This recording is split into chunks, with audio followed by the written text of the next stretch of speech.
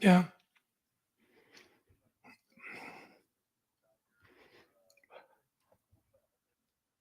Oh, is that where they're from? Okay.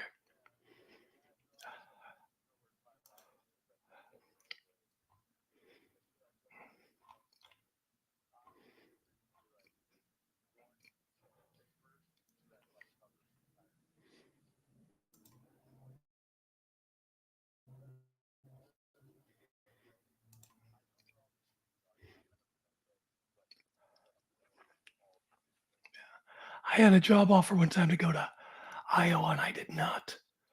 I did not want to go, so I didn't go. They were mad at me, but oh well. I just felt like maybe I'd get there and be stuck. So I was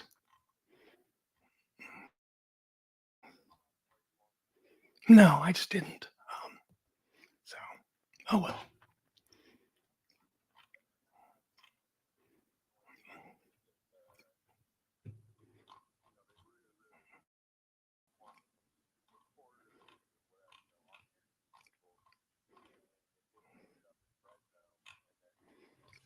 Right.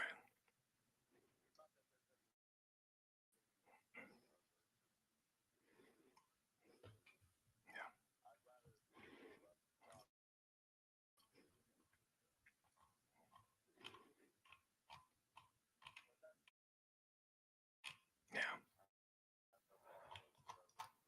Yeah. This is so annoying.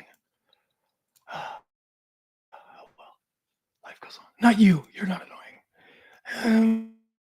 Well, okay, a little bit, but not right now. I wasn't talking to you. I wasn't talking to you.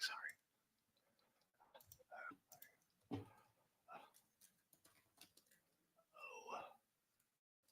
Hey, everybody in the chat. Sorry, I have a new setup, so I'm out of my sorts today, and I turned it on at the beginning. I apologize, but you missed a great bit too. Of course, it was good. Missed it all.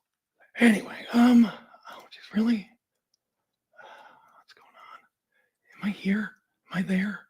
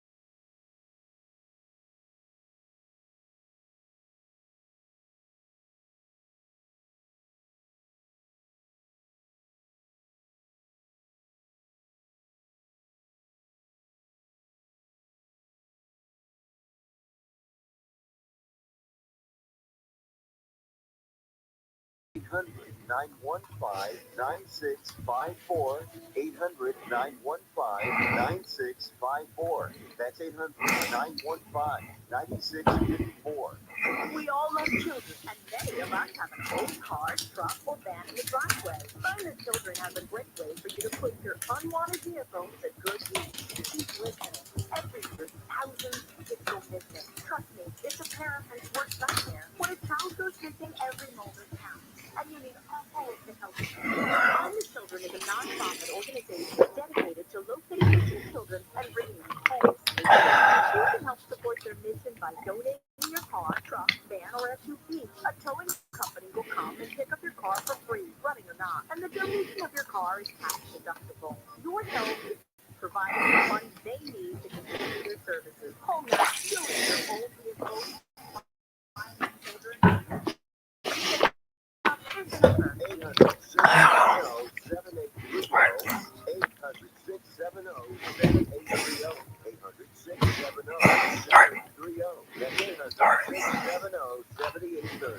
You are listening to Wrestling Observer Live on the Sports Byline Broadcasting Network. It's Jim Valium.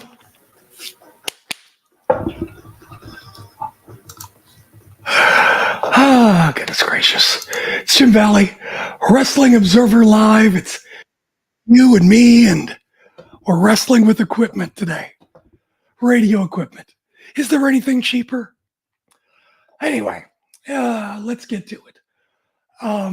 This week, AEW was just miles away from me, up in Everett, Washington, and about 90 miles south of me in Portland, Oregon. But Dynamite was in Everett on Wednesday night. For those who don't know, it's a Navy town. There's a base not far away, and it's blue collar. It's very nice. And for the last few years, it's been the home of Funko.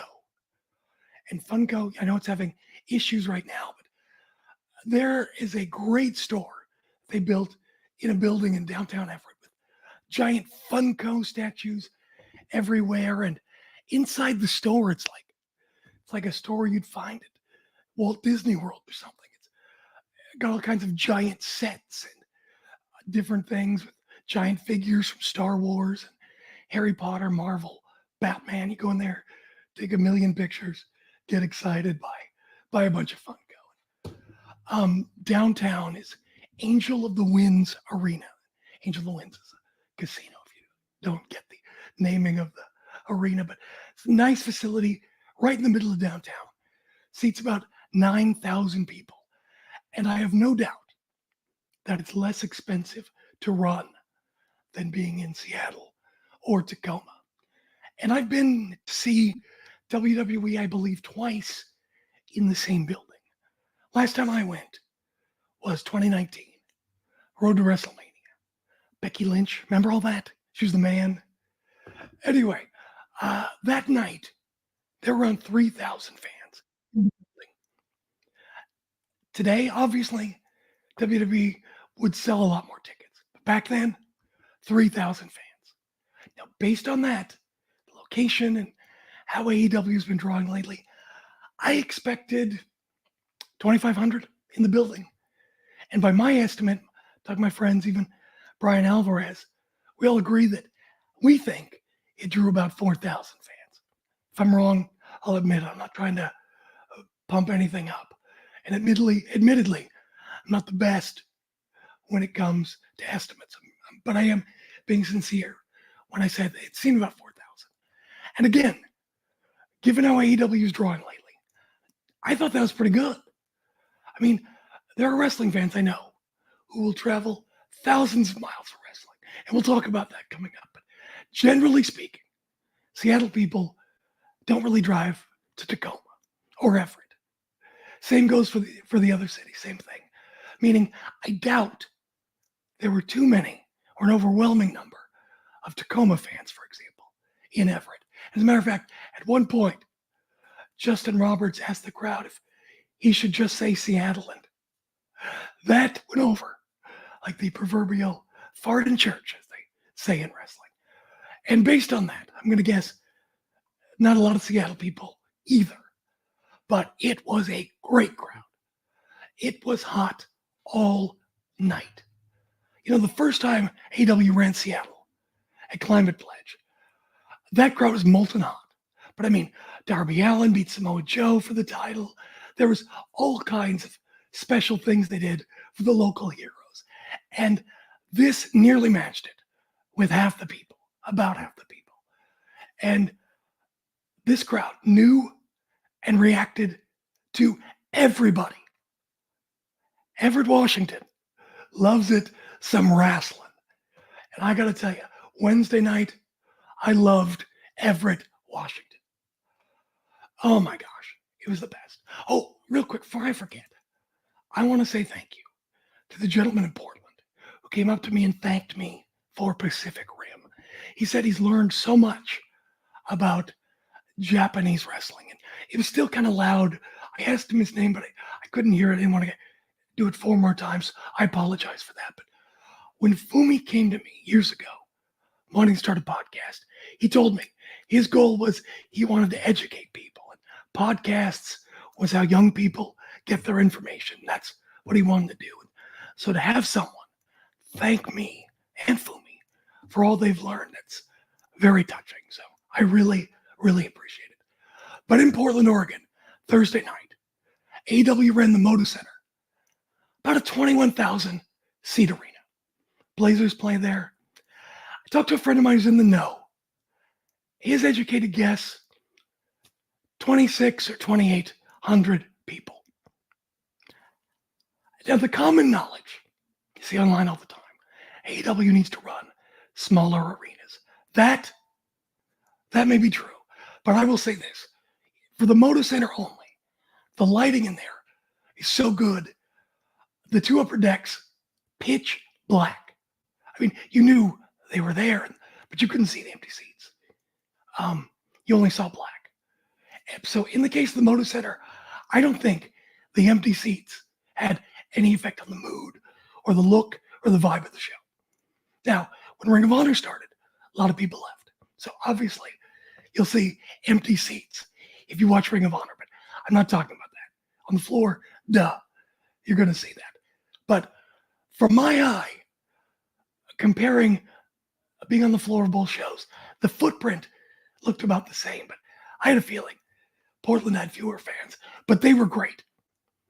It was more of a regular ebb and flow show, a night of wrestling, up for some things, but supportive, but quiet for others. And that's understandable. There were some good matches in Portland, maybe a couple hiccups. It wasn't bad, but it was not exceptional like Everett. Everett was amazing. But I mean, the matches were incredible, and somebody, the trolls who were idiots. The gym, they only drew the ratings were like 670,000 people. It was a great show. Those 670,000 people saw a great show. Lucky them. Now, does AEW have its struggles? Of course it does. Would it be better if some things were buttoned up? Of course. But popularity does not necessarily equal quality. Starbucks, the best coffee. McDonald's, the best burger. I'm not knocking them. I'm just saying, maybe they're not necessarily the best. Look, there are boutique things that super serve many fan bases in many interests everywhere. I don't see what the problem is to have one in wrestling. It boggles my mind sometimes. Is there another hobby or interest where there are people who partake in the interest but don't enjoy it? There are people who love the entrances and the spectacle and, the drama of WWE, but the matches, quiet during the match.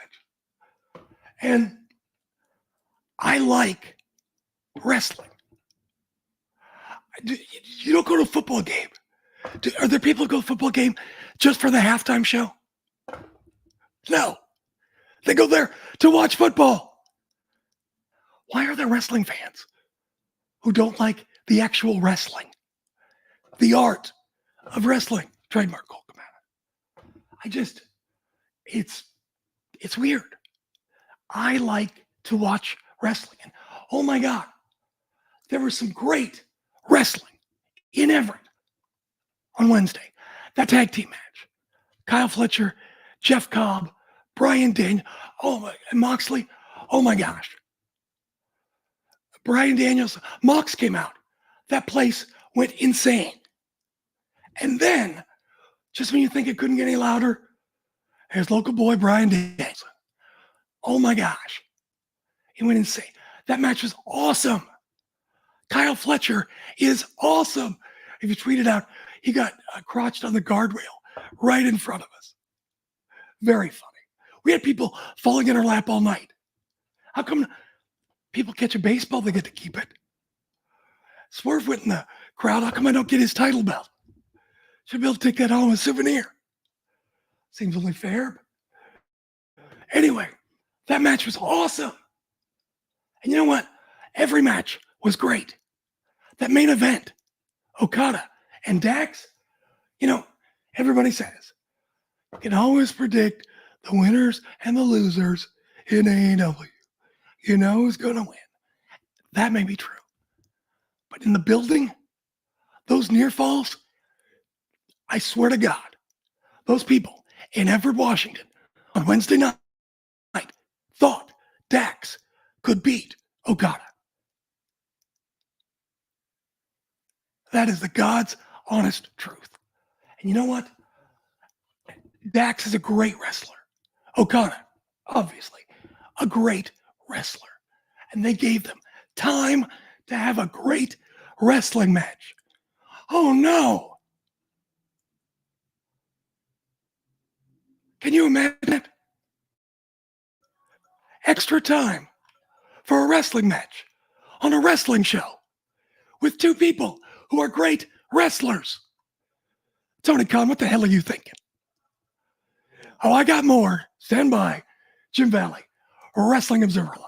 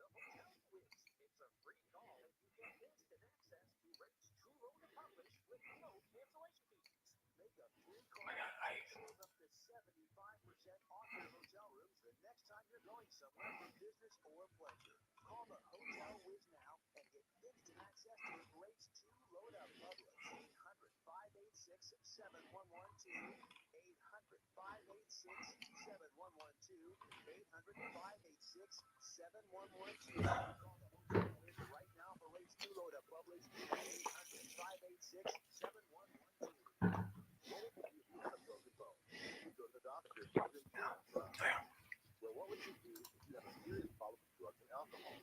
Most people do nothing until it's way too late. Your insurance can help you get clean and sober with the assistance of a place like the Detox and Treatment Helpline. Many times, addiction is fully covered. So why not use your insurance to treat your addiction problem just like you would if you had a broken bone? And with the family medical leave act, you're allowed to take time off by law if your employer doesn't know the reason. So there are three good reasons. You've got insurance to use for your addiction problem, and with the family medical leave act, it's completely confidential. Call now, 800-771-4125. That's 800-771-4125. 800-771-4125.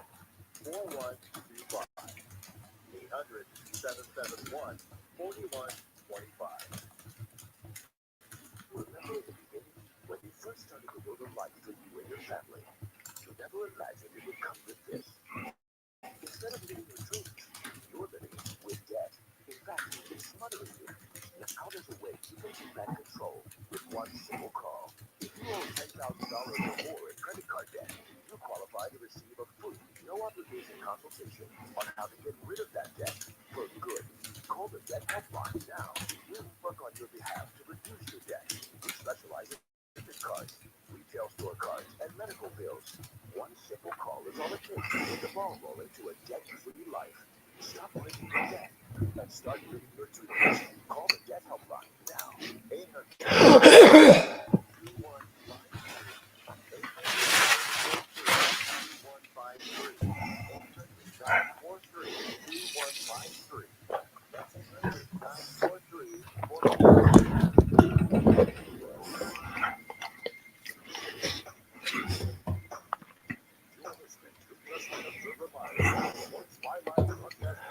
It's Jim Valley, Wrestling Observer Live. You know, Seattle, Everett, sorry, Everett. That's an insult, actually. People, a lot of politicians and different things have vilified Seattle. So for many people in this area, Seattle is a dirty word. I apologize. Anyway, dark matches in Everett. Dark Order of Alex Reynolds, John Silver, and Evil Uno beat Midnight Heat and Sid Silent. Midnight Heat, unsigned tag team. They've been a lot in Defy. Gibson, Eddie Pearl. Chris Statlander beat Viva Van, another woman who's been to Defy and all over the West Coast. And the reason I bring this up is because, you know, they did the match with the Young Bucks and Seidel and Christopher Daniels. Christopher Daniels, they lost, and the Young Bucks fired Christopher Daniels. And Brian has talked about it. It's the perfect place to do it because Daniels has done a ton in Defy. And it was obvious, both in Seattle and Portland, that there are a ton of Defy fans. And I think you have got to give Defy credit. Matt Farmer, Jim Perry, everybody involved for creating and educating and serving the fans of this area. Everybody knew all the Defy people. They booed the hell out of Midnight Heat in both Seattle and Portland. You know, they cheered people. And, you know, here, and I tweeted about this. It is no big deal anymore for a local talent to lose doing enhancement work. Fans know what's up. They still like you. They understand the game. And it's not a big deal to do that. I'm sure, you know, there are exceptions to every rule. But generally speaking, it's not a thing. You know, a lot of times you got to protect my gimmick. No, you don't. Take the money. Anyway, Portland, Oregon. Again, good crowd, but more of a typical crowd. I will say both nights, everybody loved Will Ospreay. Thunderous reactions for Will Ospreay. He looks and acts like a star. You can tell he's loving this. And it's bringing out the best in him. And I'm not just talking about matches. Coming to the ring, charisma, presence. It's great. It's like you thought he blossomed in New Japan. Feels like he's blossoming even more again. He's having a second spring of Will Ospreay. You love to see that.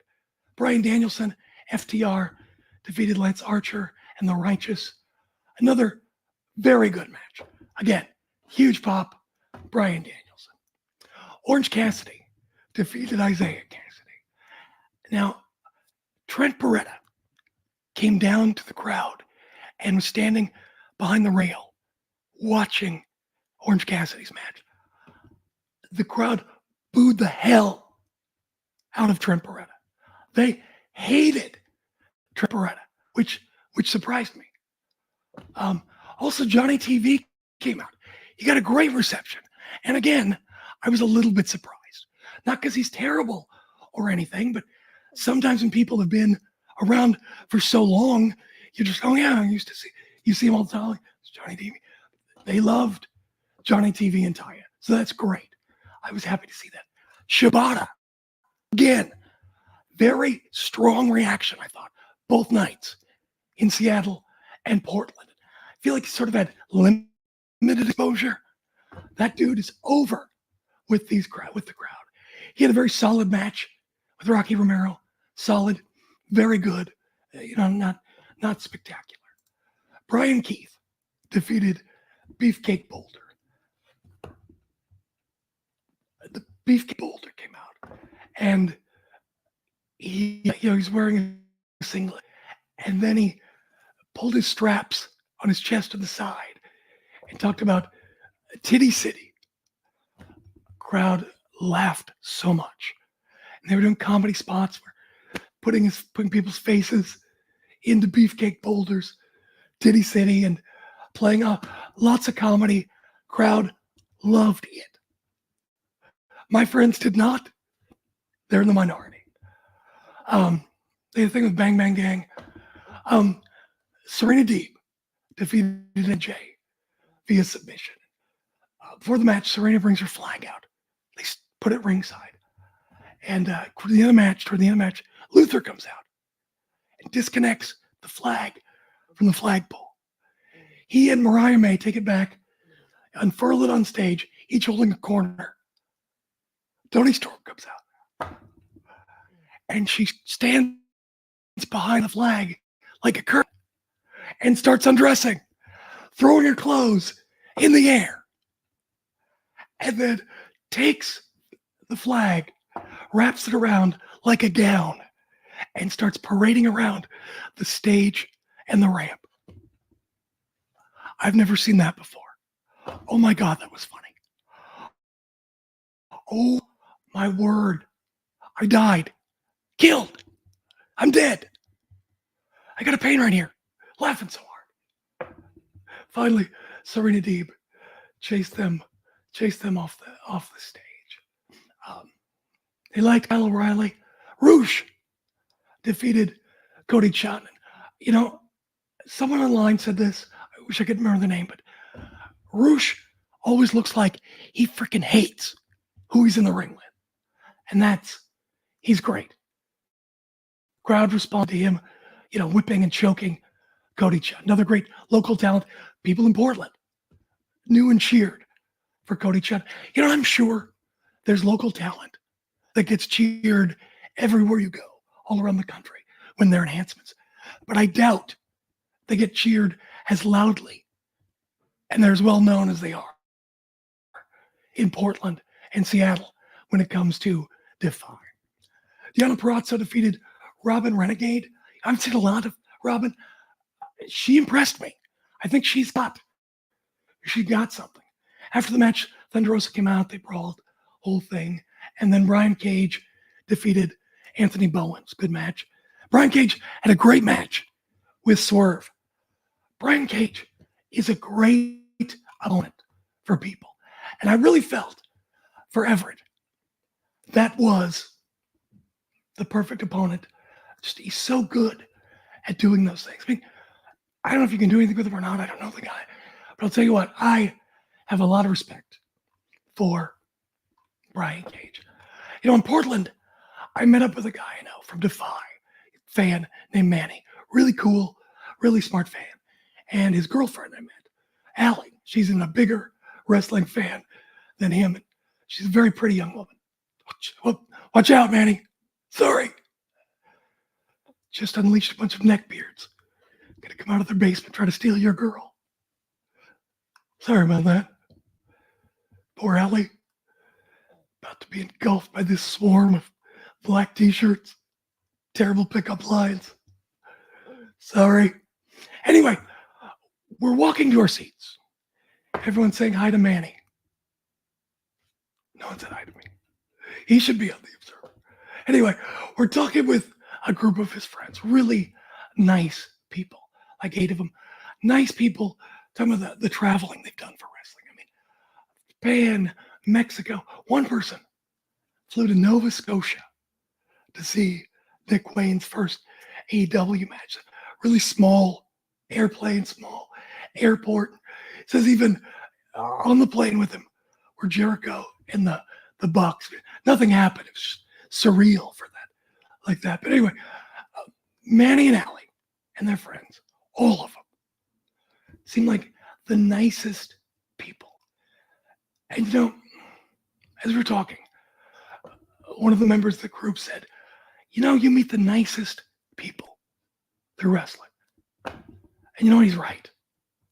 It's true. I have met so many nice people through wrestling. Manny, Allie, my friend James, who we went to Everett with, and Howard, and Frank went to Portland with, Scott Fishman, the writer, his wife Ashley, Thomas Lynette Wagner, my girl Mel in the chat, Power Bombshells. Dave Meltzer is really nice. Brian Alvarez, believe it or not, is very nice. I know he hates me saying that because it ruins his gimmick, but he really is. And look, I know I have been upset about the recent allegations against Vince McMahon. I tend to believe them. Also, the history of documented abhorrent behavior and all the new things that have been added to that list. And it's a very long and disturbing list. And it's disgusting and baffling how he's gotten away with it all.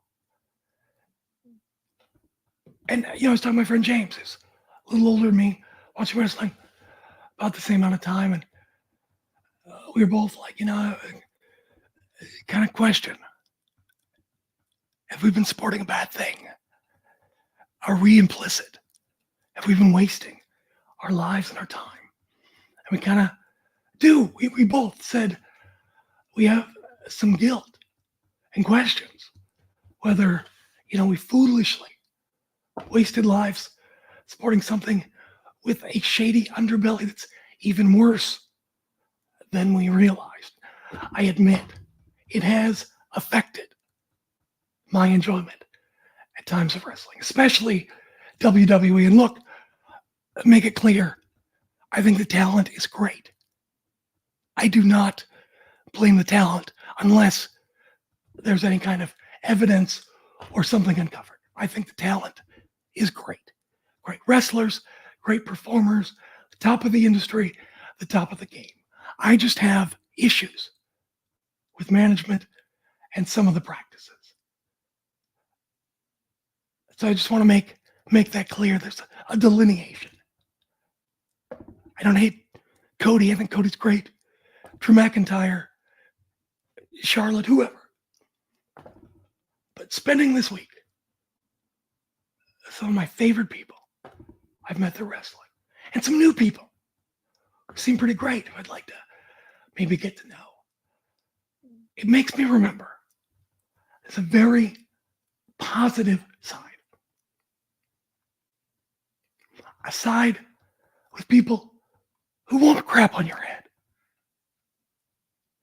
who won't say you have a job for life and then fire you, who won't belittle you for asking a real question. There are good people in wrestling. Those good people are sitting in the stands. And there's some really great people sitting there. You can sit in there, just start up a conversation with the person next to you. Hear them talking. You add a little something. Suddenly, you're all just wrestling nerds talking wrestling. And sure, wrestling needs a house cleaning. But all the great people I've met, I wouldn't trade them for anything. Jim Valley, Wrestling Observer Live.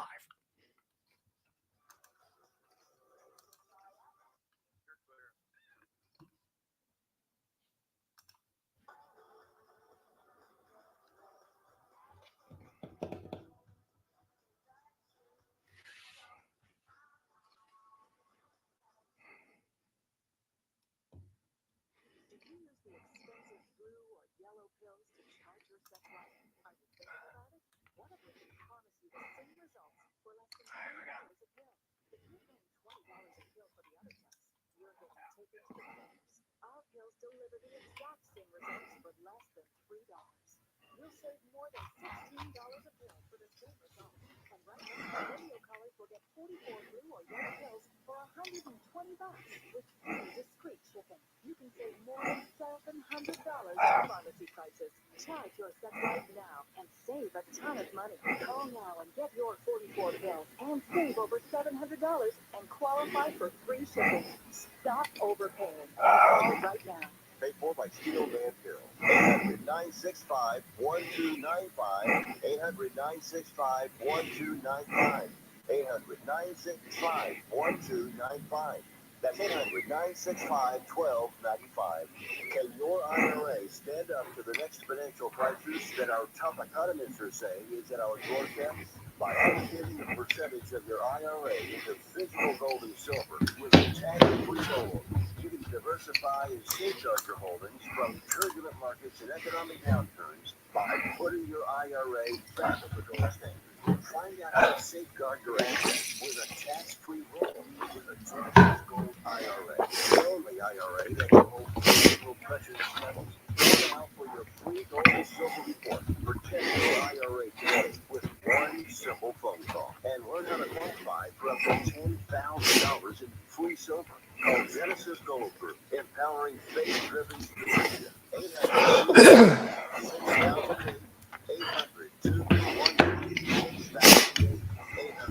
800-211-6000. That's 800-211-6008. Attention homeowners. It's not if something is going to break, it's when. Home ownership. If your dryer, your refrigerator, or your AC and heating breaks, that's an expensive call. And who do you call? Make it easy on yourself and call Choice Home Warranty. We've already done the research and have access to 25,000 technicians that can be at your home quickly. We've covered close to 2 million homes in the United States. There's a good chance your neighbors work with us. Call us right now before the next breakdown. We'll tell you everything that's covered in your home and give you the first month free with our ironclad 30-day money-back guarantee. Call now and learn how to get your free month. 800-392-7027. 800-392-7027. 800-392-7027. That's 800-392-7027. Limitations and exclusions apply. First month free with purchase of full plan. Visit choicehomewarranty.com for more details.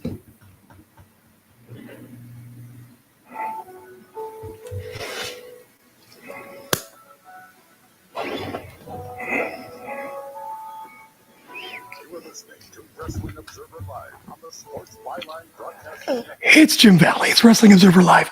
Here in Portland on Thursday night, there was this kid, maybe 8 years old. He had a sign, not particularly big, but it said, "Sign this." And he wasn't, on the rope line where people can see him. There were taller people in front of him. He wasn't particularly aggressive, but the whole show, due to circumstances, I don't think people saw him. So nobody signed his sign. And I was like, it's like, if you would have gone the show without no autographs, I would have grabbed that sign and done something. But, it wasn't anybody being rude. It was just circumstance. But, Ring of Honor started and a lot of people left. And so his sight line was better. And it was during a multi-person match, during the introductions. He was already in the ring when the arena went dark for his opponents to be introduced. Nick Cameroto jumped down off the ring, came running over, signed the kid's sign real quick, and it made his whole night. Nick jumped back in the ring at his match. It was the sweetest thing. And then the rest of the night, all the Ring of Honor baby faces came over and signed this kid's sign before the show ended. And he was so happy. His dad was so happy. And it's things like that you remember as a little kid. And it's things like that make fans and make the whole relationship with wrestling special. And someday that kid will be doing a wrestling podcast in a black t-shirt. It all started thanks to Nick Cameron. No, it was very sweet. All the wrestlers were great, so it's great to see it. All right, hey, if you're in the chat, stand by. We got a lot more to talk about. We're going long, kids. See you next week, Jim Valley, Wrestling Observer Live.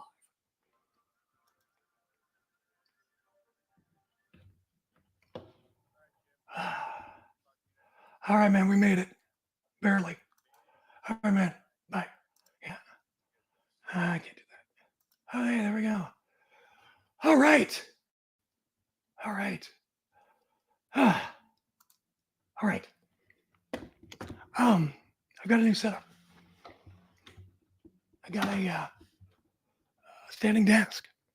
So I thought maybe if I was standing, I might sound a little better. Couldn't sound much worse. My wife got on Buy Nothing. We don't live in a rich neighborhood, but it's all kind of rich people. Microsoft money and Google and all that stuff. So sometimes it's really good stuff on Buy Nothing. So got myself a standing desk. So this whole new setup has been weird. That's why I forgot to hit the button first.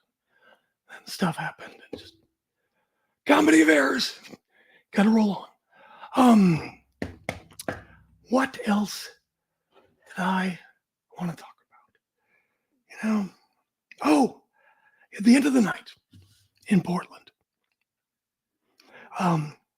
it was a multi-man match.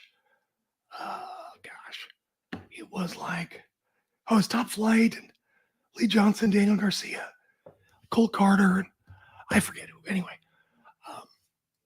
it was, action, lots of action, high speed, spots, fun match. And then ended the show. And then, I've been to half a dozen or so, maybe more, AW shows now. And I think for a lot of them, maybe most of them, the Acclaimed often closes the show with the big scissor me and all that. It's just like, okay, these guys are closing the show. Okay? I mean, no big deal. Well, then Daniel Garcia's music hits. Crowd went crazy for Daniel Garcia. And last time AEW was in Portland, he wrestled MJF. And that was, I think, a breakout match for him. He showed intensity and fire, great comebacks. Crowd loved him. And just by circumstance, I was sitting next to his mom that night. And she was just, that's my son. She was so happy. And it was very sweet. And Daniel Garcia's saying, every time I see on my calendar that we're coming to Portland, I always put a star on it. This is one of my favorite places to wrestle. And he says, because the people here are weirdos just like us. You might think that's an insult, but there's a famous Portland saying and poster, keep Portland weird. And so it was huge babyface reaction. And then he was teasing the crowd. What do you want? You want me to do what? And he drug it out, the dance, obviously. So he lined up all the baby faces, got them in position, and they did the dance for like 2 seconds. Wasn't very long, but ended the show. Home happy. Lots of pictures, lots of that. In Seattle, Dax went around, posed, took pictures with everybody. He also complimented me on my shirt. It's got good taste. But I mean, I think things like that are important to be intimate and make those connections. But I thought that was great. And I thought Daniel Garcia, to end the show, he had good poise. He seemed very natural. He was sincere, scored big points. The crowd loved it. They weren't like, oh, I wish I was a bigger star. Just Daniel Garcia. No, loved him. He was great. You know, that crowd, look, neither crowd's overwhelming. But those people, both nights, came to see some wrestling. That was a wrestling crowd. You know,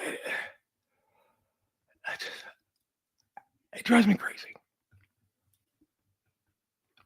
People call me shill, that I'm not. If you have criticisms, legitimate criticisms of AEW, no problem.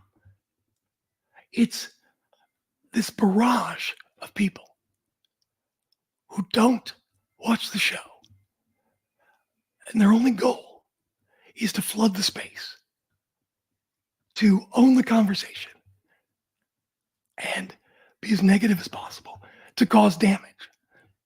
Yeah, I'm not against criticism. I'm against people trying to hurt wrestling. Call me shill.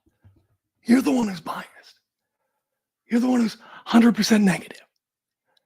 What does that say about you? Other than you're a bot. But it just...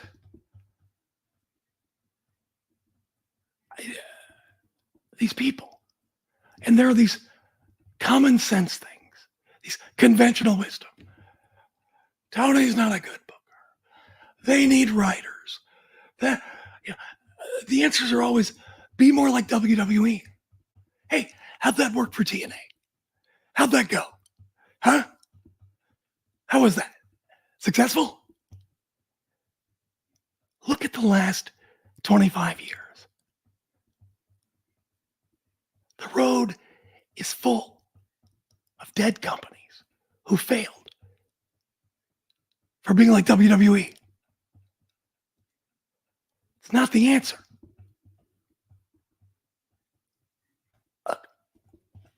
Sure, you want to say this could change that.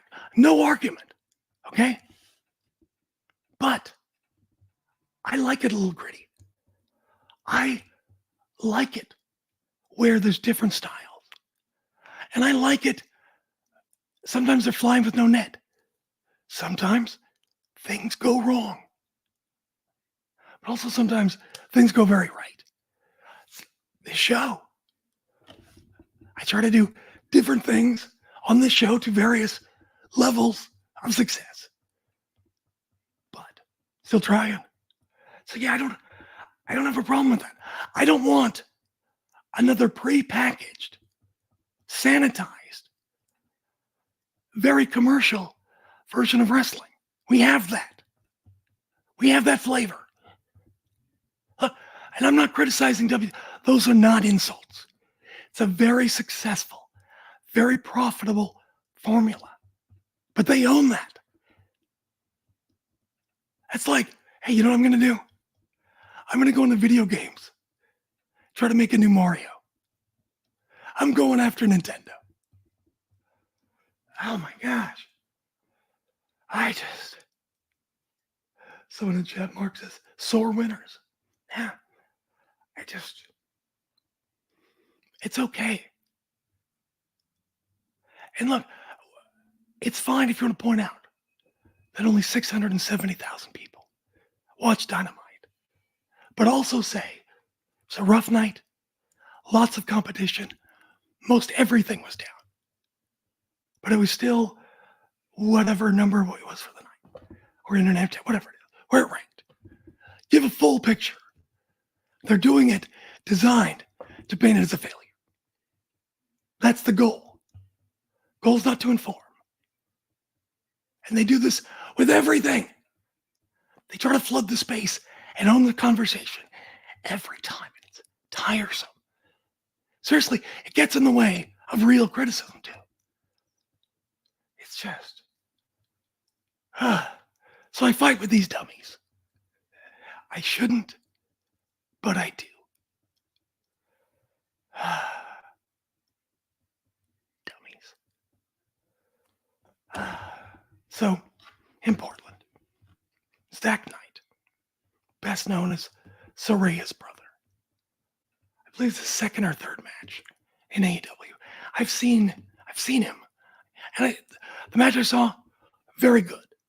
He is very snug. He's a very good wrestler. I'm not sure about his optics, but he's a very good wrestler. No question. So he comes out, got a driver hat on, long, like a tweed jacket. People around me are snickering. He's trying to be Sheamus. He's trying to be a brawling brute. Look, I know he's English. I know that's an English outfit. I'm not criticizing that. I'm just saying, from a distance, when he comes out, is that Pete Dunne? Is that Butch? It's just, and this is my point as well with Mariah May. Again, people want to clown on me, but I'm right. WWE is the market leader. You don't want to look and be confused with someone in WWE. That's all I'm saying. I wish Zack Knight the best, but I don't think this look is the key to success. That's all I'm saying. Not a bad look. If there were no brawling brutes, it'd be fine. You know, he does need to kind of, you know, turn it up a couple of notches. But appreciate the effort. Just wrong direction. I'm the bad guy for pointing out what. Sorry, everybody in the arena. Sorry, 2,500 fans. You're wrong. This guy on Twitter's right. You've got to carve out your own identifiable character that's marketable. You can't, it looks like, why not be an Undertaker then? I've got an idea. I'm going to be the Heartbreak Kid. It's basically what to do. Don't. You've got, and look, I understand. There are a billion wrestlers. Everything's been done. It can be challenging, I imagine, to find something original and unique. I get that. But going down a road where you look like someone is the wrong pathway. But I wish you nothing but the best. Mark Allen Chan says, I'm going to be Randy Hogan. Can we be the Mulkeys together? How about that? It's just, I don't know. Anyway, but like I said, I like to watch matches. And I watched some outstanding matches this week. And the crowds, both nights, really enjoyed it. And why do we need another product that appeals to the masses? And look, if you're just like WWE, why would they want to watch you? Why? It boggles my mind, these people. They think things are common sense. That a couple of people this week, met some great people. A couple of people this week I was talking to was gnawing my teeth. Because they're like, oh yeah, too bad Tony can't book. It's like, what are you doing here? Go home. It's just, these tropes have picked up and they're suddenly fact. Anyway. It's funny. Anyway. Yeah, it's true. Sometimes only as good as what the booker gives you.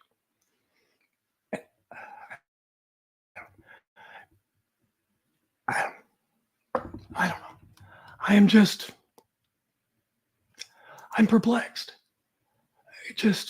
I get it would be very, very difficult to be at the level of WWE, but they have such an advantage. You know, it's not the 90s anymore. There's a huge, huge, huge advantage. I am curious going forward. Dana White talking about packaging pay-per-views over a weekend, all of TKO's properties. Literally, Friday night would be Slap Fight. Saturday night would be UFC. Say would be WWE. Quit making Slap Fight happen. It's not going to happen. I mean, I don't know. It's just, it'll be interesting going forward. You know, with TKO, WWE, for the first time, not owned by the family, not run by the family. And as you know, wrestling is cyclical. Goes up, goes down. We're up right now. And that's great. I would love the wave to never end. But that's not how waves work. At some point, whether people just get bored, they move on to something else, or they make some booking mistake that people go, nah, I'm out. At some point it's going to happen. I mean, I've heard some people getting tired of the bloodline, saying it's a little long in the tooth, but I don't think right now that's a fair assessment. Right now, we're just treading water. This is the nothing time of the year. Sorry, but we are. It's going to be interesting to see when Roman comes back. Rock, all of that. What is SummerSlam going to be? Is that Roman? Is that the return? What? I don't know. But I don't think you can gauge the bloodline's influence and popularity at the moment until we get going again with Roman. And also Rock. Rock, he's taken some hits. How much will he mean when he comes back again? Probably still some. I mean, I don't know if the general public will follow Rock to wrestling, but wrestling is his home. Wrestling fans will always welcome him back. I would imagine. But yeah, nothing's going to matter right now. They're giving Saudi Arabia Logan Paul and Cody Rhodes because Logan Paul is a big star. And that's another thing. Saudi Arabia wants a Royal Rumble. They already had the greatest Royal Rumble. Don't you remember? Braun Strowman, green belt, some sumo wrestler. Don't you? No, forgot. Anyway, they want a Royal Rumble and a WrestleMania. And it's going to happen. It is going to happen. And it will be the most ostentatious, star-studded WrestleMania we've ever seen.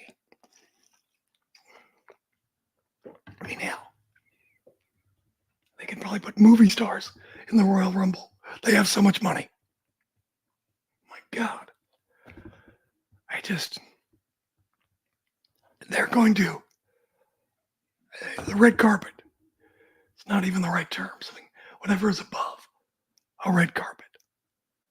But there's going to be more Saudi, more tie-ins with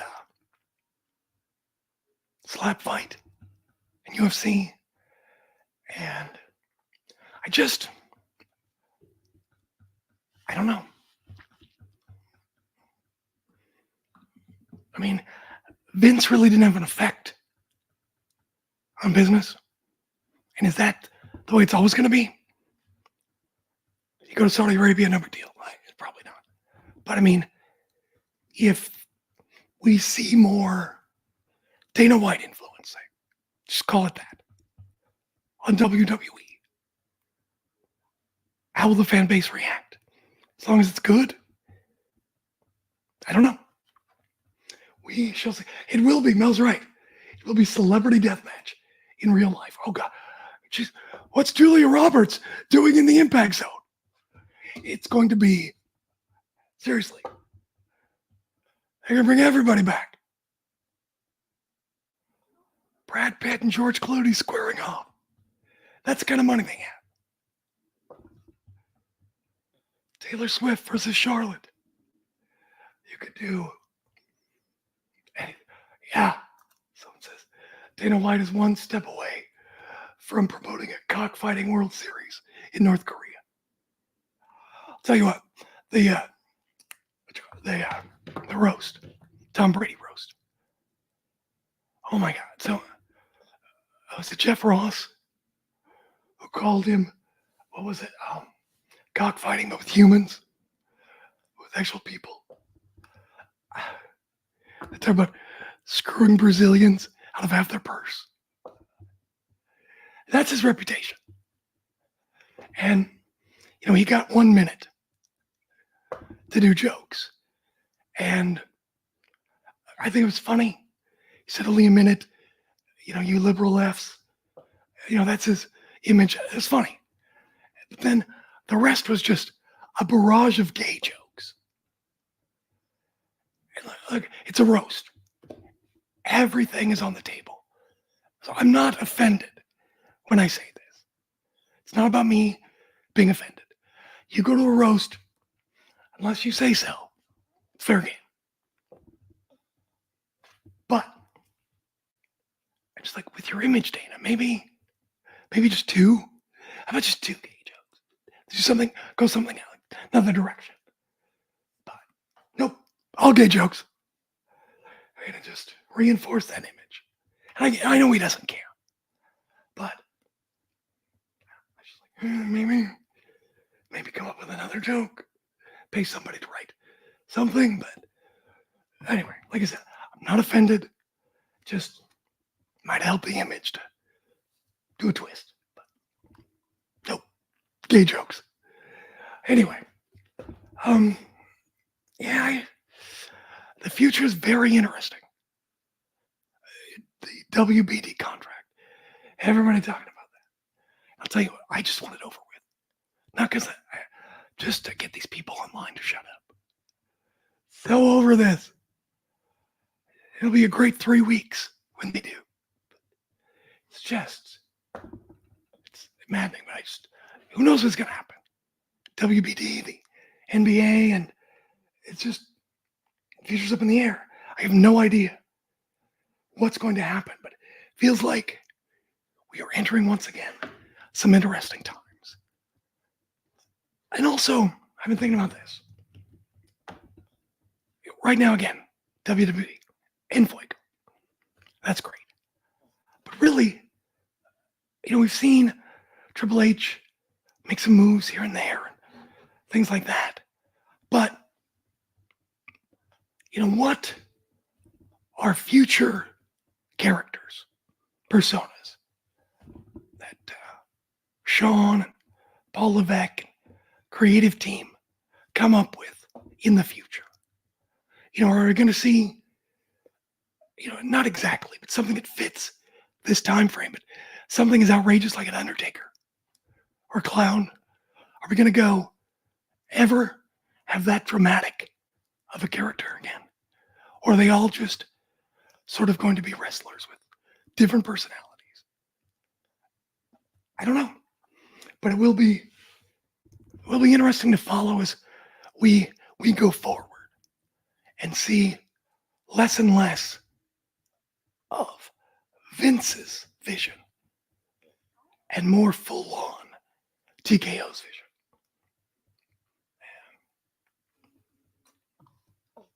Somebody, what'd you say? Don Chapman says, I've tapped out on a lot of wrestling coverage because it's come like following 24/7 news channels. A lot of biased speculation and little, no, you're right. You're right. It's irritating. But it's a strategy everybody uses in everything. And of course it's going to be in wrestling. it's tiresome. I just want to watch some wrestling. Just want to enjoy. That's so wrong. So what if I like it? Grown man, I can like whenever I want to. It was interesting. People talk, obviously, at wrestling shows.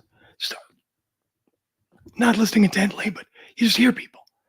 And there are people talking about how much wrestling there is, and what they like, and what they don't like. And it's just very, you really, Dave, super educated, super smart. His opinions, of course. A lot of Brian, a lot of smart people. But it's also interesting to hear fans who, believe it or not, don't have podcasts. Do you know that? Yeah. I actually found a wrestling fan without a podcast. Who knew? But their opinions are valid as well. And it's a good perspective. But people talk about AW, need stories, need video packages to introduce. Sure, it'd be nice. I'm not saying it wouldn't. But the crowd knew everybody. Maybe a couple of enhancement talent, but they knew, and I couldn't believe the reaction Shibata got. That really surprised me. And they knew, reacted, everybody and everything. They really love Brian, really love Mox, really love Osprey. No question. No question about that. Love Tony Storm. They love Tony Storm. And I gotta say, Harley Cameron, she might have something. I thought she was good in the ring. She was fine, good with Tony Storm, and she's funny. She's got good presence. She might have something. You could do something with her, absolutely. So I thought that was good. I didn't know. I mean, talk about too much wrestling. I'm not ashamed to admit this.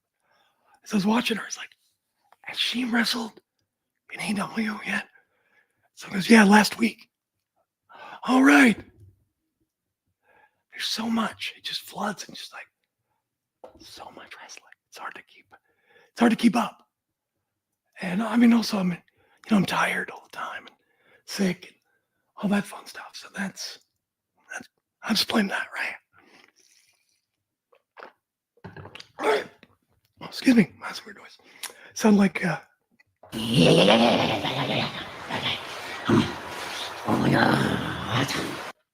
about that.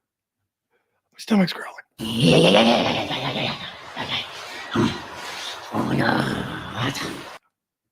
Oh, I guess she was on Dark a couple of times when that was a thing.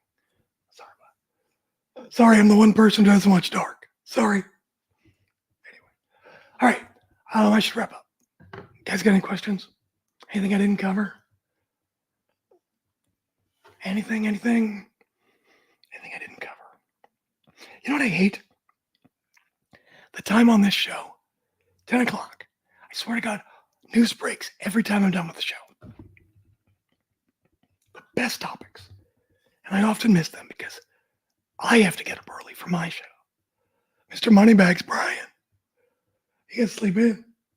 So, oh, goodness gracious. So, that just frustrates me. I wish it was on at 1 o'clock, but such is life. Story of my life.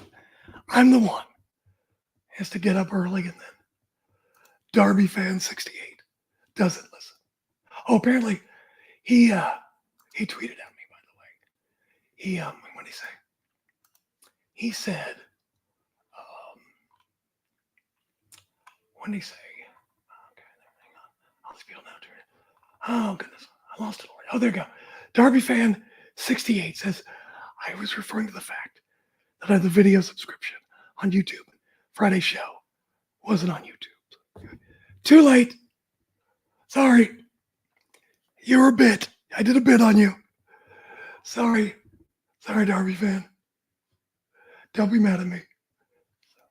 All right. Well, kids, it's always enjoyable. I hope you.